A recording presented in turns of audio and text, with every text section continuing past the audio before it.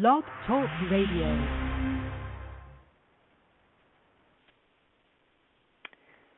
All right, everybody. Good evening. This is Reggie once again with another episode of the Haitian Freethinkers show. My name is Reggie, your co-host, along with James. Yes, how you doing? And tonight we're going to be bringing you our second show on this wonderful evening, 2nd November 2013. Tonight's show is entitled News and Reviews. And, of course, James is back with me. So we got about 30 minutes, so we want to get right into it. So, James, how you doing, man? Man, I'm doing great, brother. How you doing? I am doing very well. We were talking a few minutes ago about how the week just went by really fast for me, and same for you, right? Yes. I actually want to apologize to our listeners because I'm kind of not prepared. I just did a brief little read-up and stuff like that, and I apologize, but in our future shows, I will make sure I'll be fully prepared. Well, Roger, well, I mean, that's all good. I know we have a lot of things going on in our lives, but we still have a lot of information that we want to put out and enough topics to make the 30 minutes go by really quickly. So this is the Haitian Freethinkers show. I just want to give everybody a little admin information. Haitian Freethinkers is one of the very few groups for secular Haitians out there. You can find us on Facebook. Just Google us, Haitian Freethinkers, and you'll find us. There's a blog for those who are interested called Haitian Atheist, and we're trying to basically promote the secular perspective for Haitians out there and give believing Haitians an opportunity to ask questions as well. So this is our Blog Talk Radio show where you can listen to different things that we find interesting. The call-in number is 646-652-4442. I say again, the call-in number is 646-652-4442. As of right now, we're doing our shows in the evening, late in the evening, right now every Saturday at 11:30 p.m.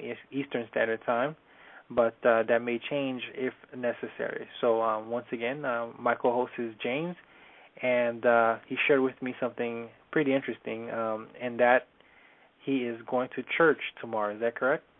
Yes, sir, I am. Can you tell us? It's more like I'm not going. I'm actually just going as an experiment just to see if the message has changed. I'm pretty sure it hasn't, but I just want to go for myself. Last time I went to church was when I was, I think, maybe 17 or 18. So I'm just going to go after 15, 16 years and just see how things have changed, if anything has changed at all. Now, also, too, they're serving food. I can't lie. I love church chicken. I can't lie. What kind of churches is it? A Haitian American church? Is it an American church? What's the denomination and background? It's actually a Methodist church. It's a Black American Methodist church. Your basic, family church that's been passed down from generation to generation. And I actually know the daughter of the preacher of the church, and she invited me a long time ago, and I actually forgot about it. Then I got re-invited, and they said they was serving food, so I was like, yeah, I'm going. Okay. So do you know if it's like a big church, approximately how many members? It's not like a big mega church or nothing. It's just one of those neighborhood churches where a lot of people attend. It's not, it's like a modest-sized building. The preacher, he's not driving like a Cadillac or nothing like that. It's just a modest-sized church. Looks nice, and they even offer free HIV/AIDS testing. So wow. That's cool. Okay. Yeah. Okay, so that's cool. So you're gonna go and you're gonna lay low. You're gonna just take notes. Is what you told me, right? Yeah, basically, I'm going to be cordial and introduce myself and everything like that, and maybe if I see my friend in there, she may tell her dad, hey, we have an atheist that I miss. Okay. That's a wonderful thing. And like I want to let everybody who's listening out there know that I think we should do a little bit more outreach and friendly exchanges with believers, and let them know that we're regular people who happen to actually be quite knowledgeable and interested in religion. I think atheists get a lot of negative publicity for different reasons, but we don't mind, visiting churches, and I really look forward to the to what you find out from the people over there. But as for me, I'm not sure if I've visited a Methodist church. I'm pretty sure I have, but I don't remember right now if they have a different style. Like I would identify them. Like, do you remember what a Methodist is or does? What makes them stand out? No, to me, I never really understood the difference between Methodists and Baptists and certain stuff like that. All of them just said they were Christians, so to me they all just fell under one category, but just under different names and labels and titles. Okay, and it's mostly, you said African Americans. What demographics? That's it. Just like I would possibly say 99.9% of everybody there is black. Okay. And I've never been there, but just because the neighborhood where I live, in the middle of my neighborhood, there's like 99% all black. Okay. All right, that's cool. Once again, everybody, this is the Haitian Freethinkers show. My name is Reggie, and that is James. Once again, if you wish to call in, the guest call-in number is 646-652-4442. Once again, that's 646-652-4442. Also, we wanted to talk about the situation with the Dominican Republic, essentially making up a law that Haitians and everybody else who was not born before 1929 basically are now not citizens of the Dominican Republic, and you wanted to state your opinions on that. So, what you got for us on that tip? Yeah, that's crazy. That's just almost to me ethnic cleansing to me. I kind of see it like that. Also, I was reading in the Huffington Post, I forgot what year, but it was, I think it was a slaughter of Haitians in the Dominican Republic a while back before. And, even the Prime Minister of the Dominican Republic or something, he was saying something about within a year or two, they could be successful in deporting a majority of the Haitians from that side of the islands. And how are you going to tell people who's never been to Haiti and who speak Spanish, that you're no longer Dominican, you're Haitian, and you need to go over there. And when you go to Haiti, what are you going to do with your wealth? Whatever you have money, bank accounts and stuff, and property in Dominican Republic, is it going to take it from you? It's just unfair. That's a good question. I didn't think about all the possible things that would result. First of all, do you know if the law is in effect now, or is it going to start taking effect by January 1 or something? Do you know anything about that? I remember them saying something about they passed some kind of law a while back, but they kind of took it away, but implemented it again, even harsher, and I can't remember exactly. Okay, that's cool. That's fine. Obviously, it's a horrible thing that they're doing over there. Do you have any Dominican people that you know or friends? Well, see, from my mom's side, I've heard she's part Dominican and Haitian, so I don't really know exactly how her side of the family is really being affected. And I've actually really never met my mom's side of the family. Okay. I've only really known my dad's side of the family. Okay, that's cool. And my mom, she passed away when she was young, so I never really had a chance to really get to. Okay. So how do you see this playing out? Well, I don't know. I think it's gonna be like I think it's gonna be like a lot of racism, just like almost like how the Sudanese, the people from Sudan are treated over there in Israel right now. You know, they're gonna be passing laws and taking away their property, and then basically, I don't know. Maybe not saying this is how Dominican people act, but there's gonna be some people that are gonna be like, you're not real Dominican. I'm real Dominican. You need to go home. Well, that's interesting that you brought up Israel because, like I told you earlier, I wanted to touch up on Shine, the rapper Shine, who after spending some time in prison is now rediscovering his Jewish roots. For those of you guys who don't know, Shine went to jail for an incident in a club in New York City involving Puff Daddy and some other individuals.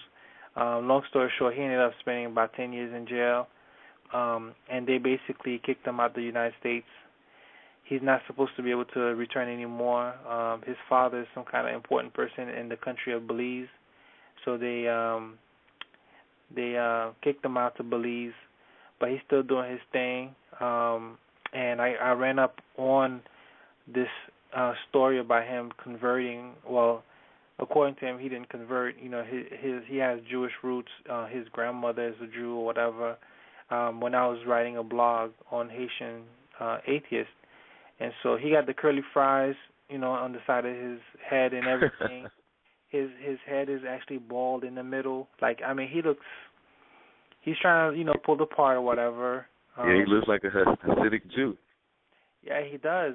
And I've been, listening to some YouTube videos of him, and he's like gangster religious. It's really crazy. So, but when you brought up the Sudanese thing in Israel, can you let everybody know what's going on as far as with how they're being treated?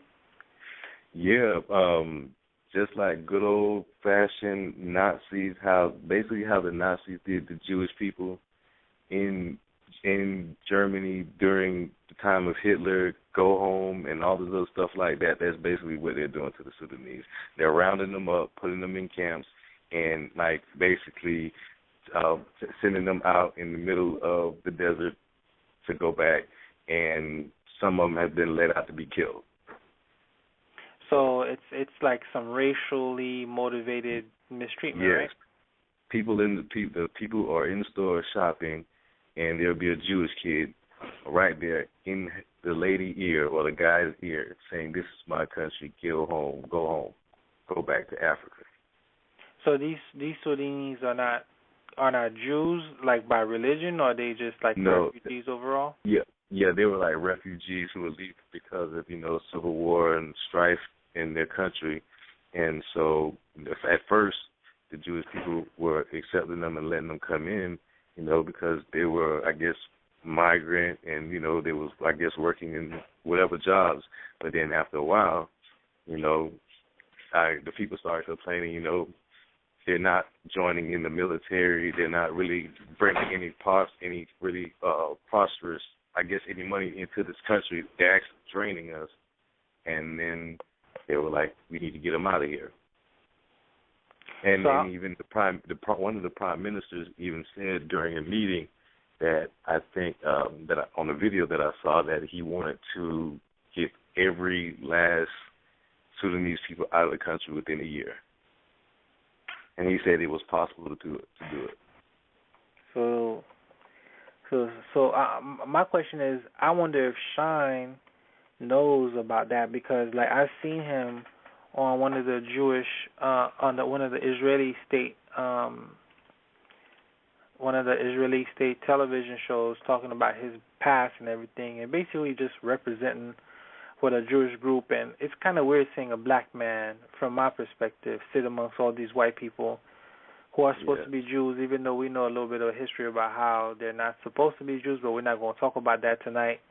And he's sitting there like just repping, and I just find that to be pretty strange, especially like me, like knowing the history and knowing the Bible and knowing about how they're treating the Palestinians over there. I just think that's very difficult for me to just see him do that. But I mean, he's doing his thing, and I just happened to read up on him. And also, Malice, or the Yes. gentleman formerly known as Malice, is now Gene Thornton. He used to be with his brother, like a member of the Clips. Now he's a Christian, and I seen him on the 700 Club. What you know about the Clips and Malice and all that? Well, man, I know, like, lyrically and musically, when they first came out, they were like the it group. They were the thing, and I don't know exactly what made him change, but I do remember in an interview he was speaking, and he was talking about how, I guess, he's always been a religious person, and he's always grew up in church, and I guess him living the lifestyle of being a rapper, it kind of affected his relationship with his girlfriend or wife at the time, and you can tell, I guess, she was probably a religious person too. And he was trying, I guess, make amends for that and, I guess, do right by her. Because I remember in an interview he was saying, this lifestyle, you kind of get into a lot of things, you meet a lot of girls, and, hurt my girl feelings and stuff like that. So it kind of seemed like it was something like that a little bit. But that's what I got for the interview, at least. Okay.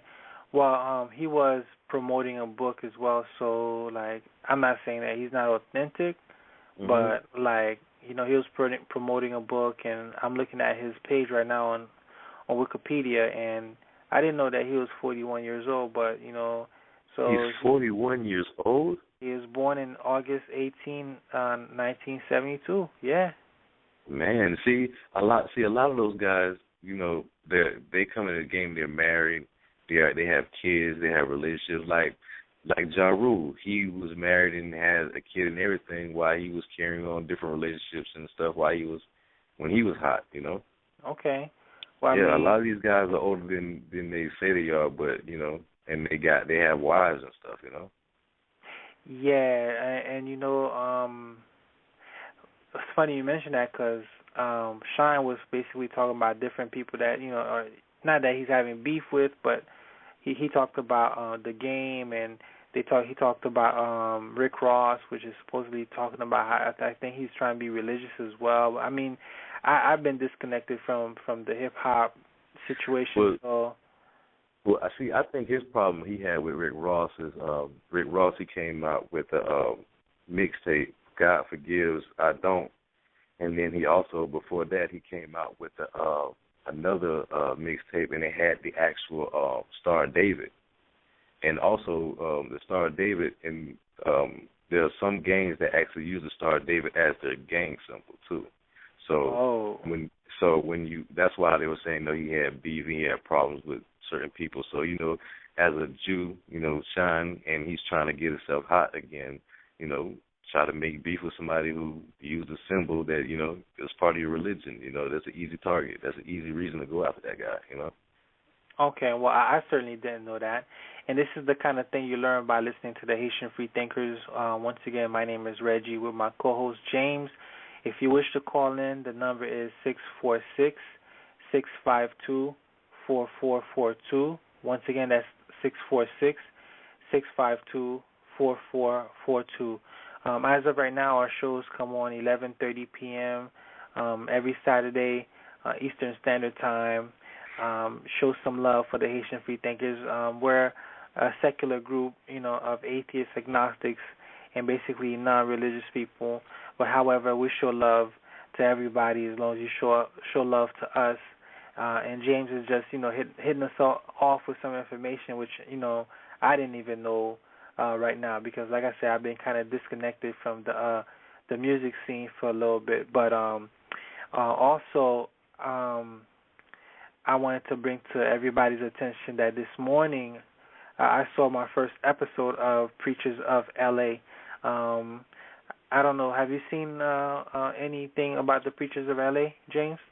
No, I actually was seeing commercials about it, but actually I was doing some work today, and a guy just so happened to ask me the same thing. He was like, he seen it, and he was like, he asked me if I watched it, and I was like, no. I was like, tell me a little about it. He was like, man, these preachers, they riding around in Rolls Royces with big rings on their fingers. They remind me of the one preacher that used to be around here back in the day. I was like, oh Lord. I was like, well, I can tell what that show was about, man. Okay.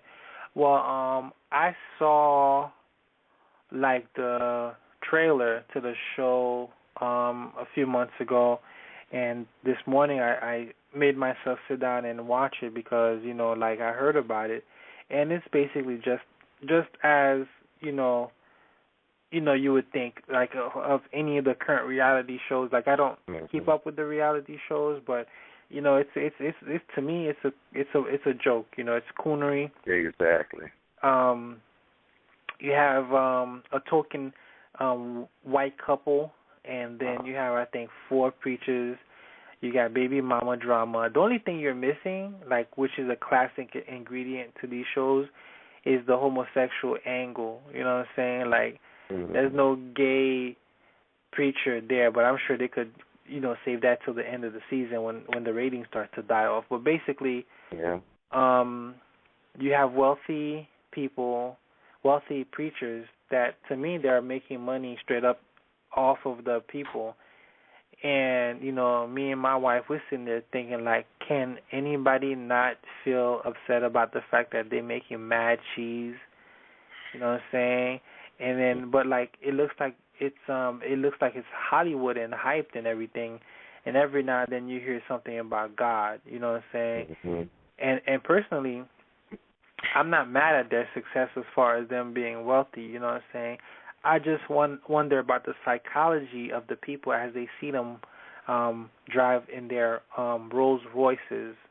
I mean, and they live in fat cribs. And I saw this documentary about pimps, and one of them, well, all of them are pimps in my opinion, but like one of them is really like has the mannerisms of the pimp, you know what I'm saying?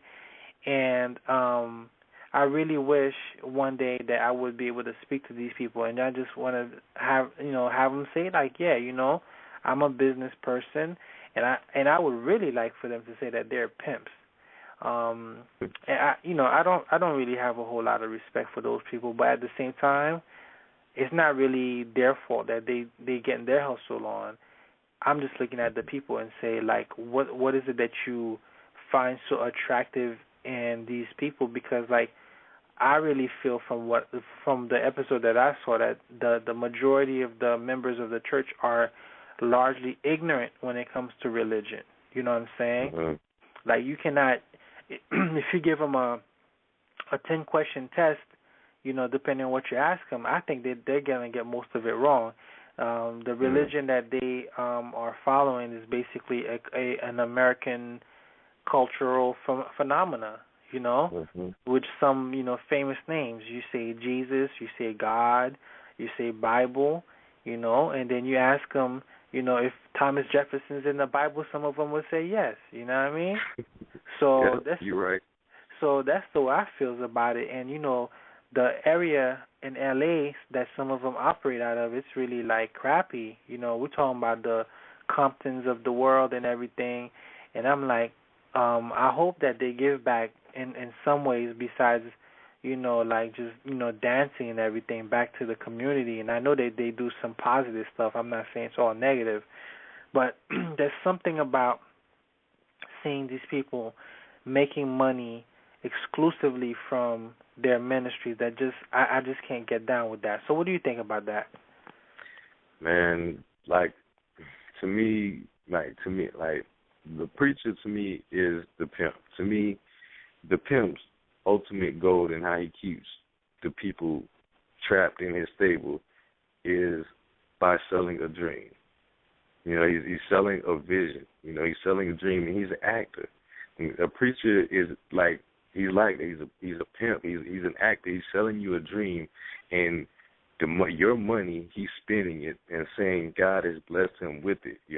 God gave it to him. So that means not the people. You guys are here, but God gave it to me. You can do it. God will give it to you too if you just do what I'm telling you He wants you to do.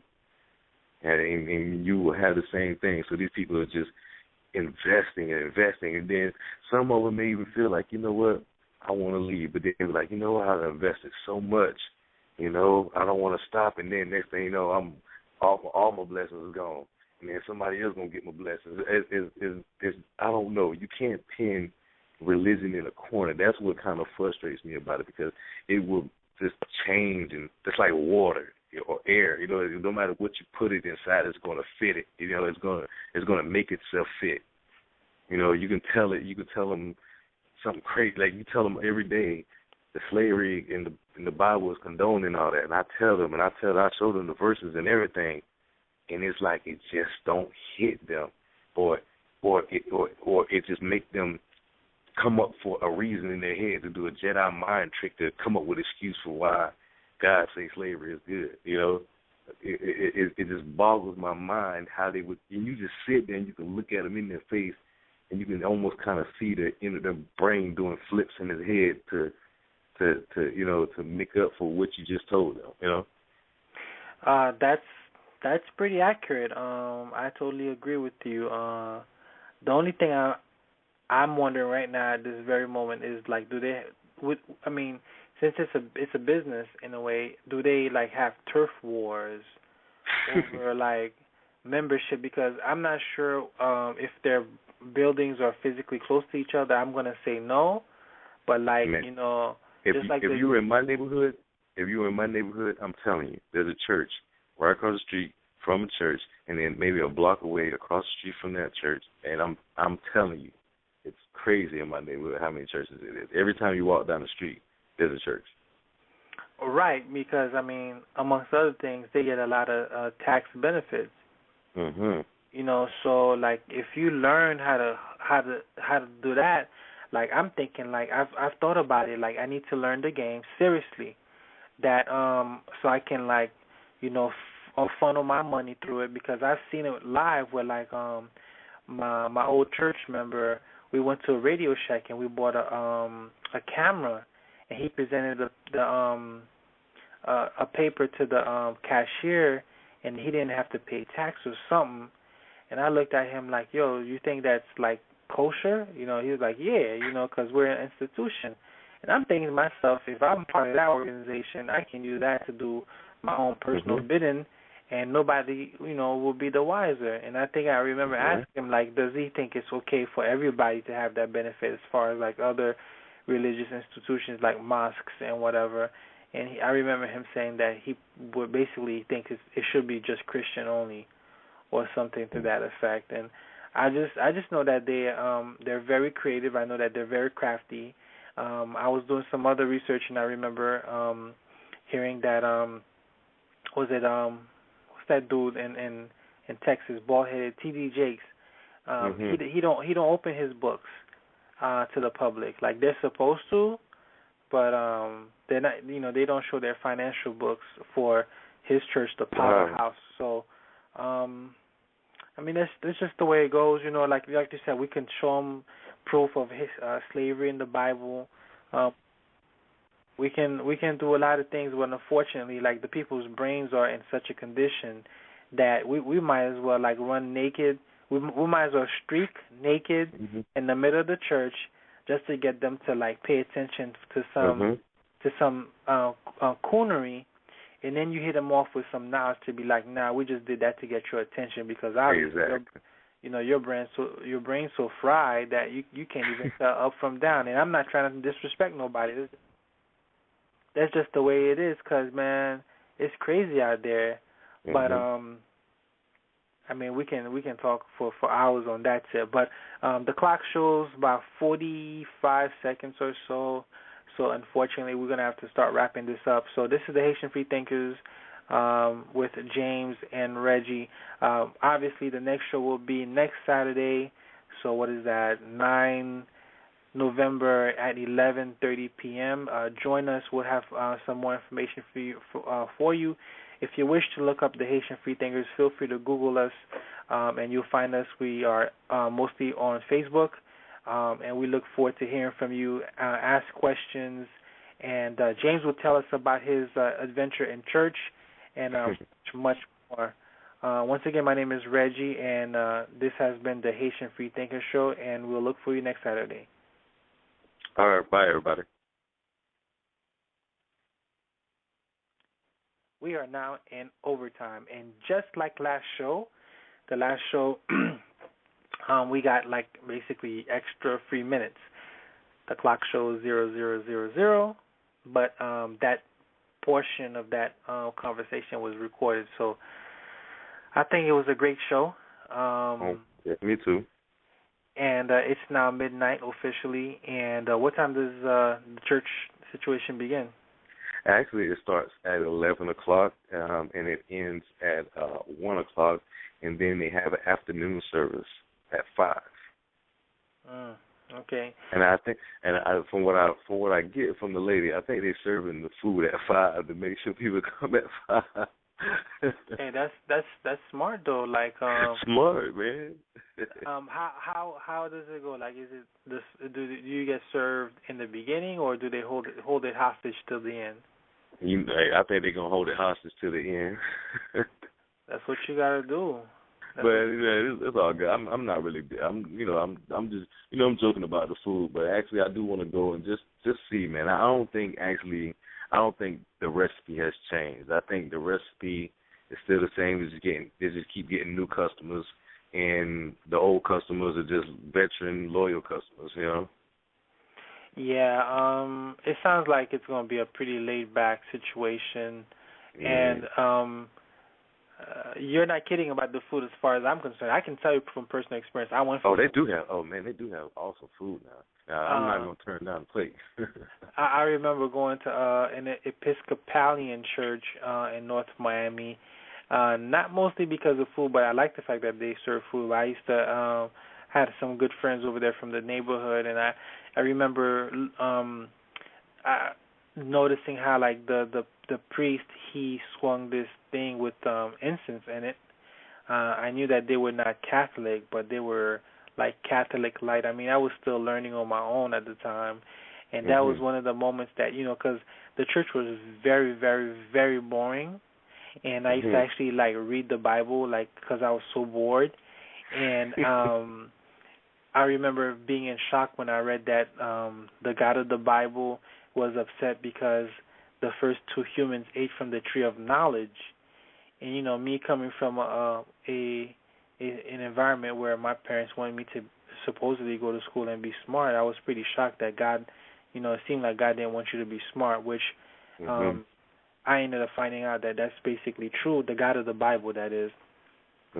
So that was the first episode, and it foreshadowed my time here in Atlanta, where I visited a Seventh-day Adventist church. That was my first time dealing with the Seventh-day Adventist people, and they serve food after service. And I remember specifically they serve legume. And snap! I'd have been there every time, bro. Every time they serve legume, I'm there. Yeah, so I was there, and I didn't know what Sabbath was. I started hanging out with this guy who became a real good friend of mine. But that was another church I remember that served food, and those things like they help. I mean, it separates you for those who don't do it. I mean, but it is what it is. And I was talking to my wife. I was like, how can we as non-believers kind of tap into what these people are used to, as far as like the dancing, whatever it is that it causes them to attract to go to this place every Saturday or Sunday, because one of the things that I see that the people want is entertainment. They have all kinds of different entertainment for different kinds of people. They give the people a reason to dress up. People like that. Of course, people over there trying to like mac and pick up all day. You know what I mean? So I mean, it's more than just the food, and like I said, I'm not mad at that. And people, of course, like to hear about stories about hope and all that stuff right there. and I just accept it as a human thing, because a lot of people are dealing with issues that they cannot afford to go to like a mental person and like get some treatment that way. So that reminds me of something when you're done. No, go ahead. Oh, you remember my friend that I was telling you about, whose father, the bishop or a deacon in the church? Okay. After have I guess another conversation with him, I don't think he's too mentally I don't know, I don't want to say he's crazy or nothing like that, but I don't think he's all that there mentally. Well, it's possible, because my thing is man, kid, anybody can have. You can start off normal and then have some kind of traumatic episode, and there's nothing inherently wrong or shameful about having a mental disability or disorder. I mean, it happens all the time. You don't have to go to war or nothing like that. And I know it's a stigma in probably the black community or whatever, but sometimes people got real situations, and I'm not talking about ADHD or attention, whatever. It was serious. Yeah, I'm talking about real issue. I think this dude, I don't know, he'll tell me stuff, and it's I know that you're not telling me the truth. I know. I don't know. I just know he's not telling the truth, but you don't want to. I don't know. I just don't want to. I'm not one of those people that's going to be purposely be like, man, you're lying. I'm just going to be like, bro, are you sure, bro? Because this, that, and then because I know this, that, and then he'll be like, he'll talk, and when I'm talking to him, it's I can't pinpoint what we're really talking about, because he'll go from this subject to that subject and then switch up. It's just hard to pin him down in a conversation about what we're actually talking about. Yeah, there's what do you call those people? There's pathological liars. There's all kinds of grades of psychology that some of them are not necessarily illnesses. I mean, it could get really technical, but if you know your stuff, then you can kind of guesstimate more or less what these people may or may not have. But obviously, there's professionals for that. But exactly. Going back to the church thing, I mean, the church has been doing this for, they got hundreds and thousands of years of pimping, and so they know how to read people. They know how to give them just enough mental crack to keep them coming back. You know what I'm saying? Yeah, they teaspoon feed them and tell them you got to do this to get that, and then once they get that, they were like, oh, you still got to do this to still get that, and it's never enough. It's never enough. And one of the disadvantages that we have as non-believers is that, first of all, we don't gather just to talk about how we don't not like them in the same sense. We have our little meetups or whatever. But if somebody wants that same kind of appeal, whatever, that's not what we do so far. I mean, I know there's this one atheist church somewhere, whatever the case is, but most of the time we recognize that we have to handle our own issues. And I do think it's valuable to get together and be like, yo, you know what? I need help with my kids. I need help with getting a job or whatever. But it could be, we could copy their system and offer free food. I think that's good. If you set it up in a certain way to help, not I'm trying to con you. You know what I'm saying? To become one of me. But it is what it is. It's just another tactic that they use. And I'm not saying that, they don't mean well by it, of course, because people appreciate the food. I know I did. The food is awesome, but I think we almost need almost like what they do. People we went over, somebody win an award, they always I want to thank God and all this stuff like that. We need somebody to be like, you know what, I want to thank the coach, the people who really helped me to really get this far and everything like that. And no God, I don't believe in him, so I'm not gonna thank him. Drop the mic, walk away. We need people to do that. When they win awards, I want to thank all the people that really helped me. I can't thank God because there's none. and then just leave it at that, you know. And you know what? You know, I think the closest that I've heard of that is Ray Allen supposedly made a comment, and you know I have to hear out of your mouth to really qualify that, because you know he hit that big shot this summer for the playoffs. Oh yes, he did. Game 6, I think. And then somebody made a comment about how like something about God, and he said that whenever people say that, according to what I read, he said like it's a disrespect to him because of all the hours that he put in to be so good. Yeah.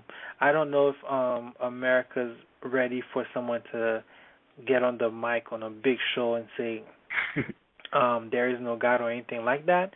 But you know what? Like we're still like I think progressing forward, even though we still have stuff like Preachers of LA. So you never know overall. We need to make an atheist reality show. I was thinking about that, but the thing is, like, I wouldn't want it to be like in the same vein of everything else. No, because, like, exactly. I don't want no foolishness. Yeah, I don't want foolishness, and number two, like, I don't want like ghetto-ness. I don't want like manufactured. I don't want manufactured drama. Exactly. I think there's enough interesting drama from just telling somebody the truth. Like, you know, like me and you hit the streets, we go to different churches, and let's say we like do like the, what do you call it, Mythbusters? Yeah.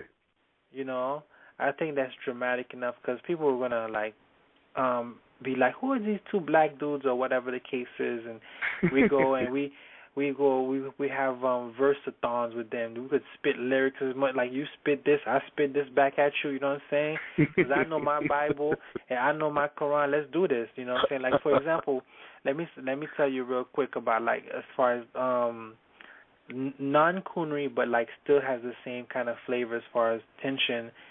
Us versus the Hebrew Israelites, for example. Oh man, look, man. Them guys too serious on them corners. You know, I think we might have to bring it back up. Yeah, you know, they're a little bit more crazy militant types, but you know, I mean, people would like enjoy that as far as like tension and beef like type of thing. Like again, I'm not trying to like start problems with them. Yeah. I'm just saying that we don't have to manufacture. Like, oh, look at James with his big old gold belt. You know what I'm saying? Like, two girls are kissing in the corner. We don't need none of that. You know what I mean? Because we dealing with some real life issues. Exactly. Things that Joe average people can know. And like me, if I was gonna have that reality show, I'd be like, listen, my name is Reggie. Go turn your Bible right now. I dare you to Ezekiel chapter 32 verse 23 and tell me if you could read that to your children. You know what I'm saying? I dare you. I bet you don't know about, was it, what was this, shoot. Oh, God, it's not Job. It's the story about the priest and his concubine that got hacked up into 12 pieces, and then they sent the 12 pieces to the different 12 tribes of Israel. I forgot what book. I missed that story. Man, I missed that story. Yeah, I'll send it to you later, but okay. I'll tell the people that, you know, some people probably still don't know about the slavery. They still don't know about stoning people like it's Afghanistan in 1992, whatever the hell it may be, whatever, you know. So I think that would be successful, and it still has the same formula. You know, we probably need some chicks with some nice titties too. And you know, we have that. If you remember the Rational Response Squad, I don't know if you ever heard of them. The who? It's called the Rational Response Squad. No, I never heard of them. I'm gonna look them up. Yeah, there was this young lady, the white girl named Kelly. Man, she's beautiful. And there's this other current beautiful girl on YouTube. Her name is Jacqueline Glenn. Again, I can reference that. Jacqueline Glenn is very, very beautiful, and she knows it, and she's very intelligent. So we have all the corners covered. Okay. You know, it's just is a producer going to take a chance on it? You know what I'm saying? You know, but you know, like in due time, you never know. You know what we should do? We could actually do a YouTube channel, and we just do like on the spot live videotapes and stuff like that, and just post them up on that video channel, and then we can do interviews and all kinds of stuff like that on that channel, and then after we take people, we show how many subscribers we have and how many times our videos get viewed. You know, that actually show that we do have a following, and we are like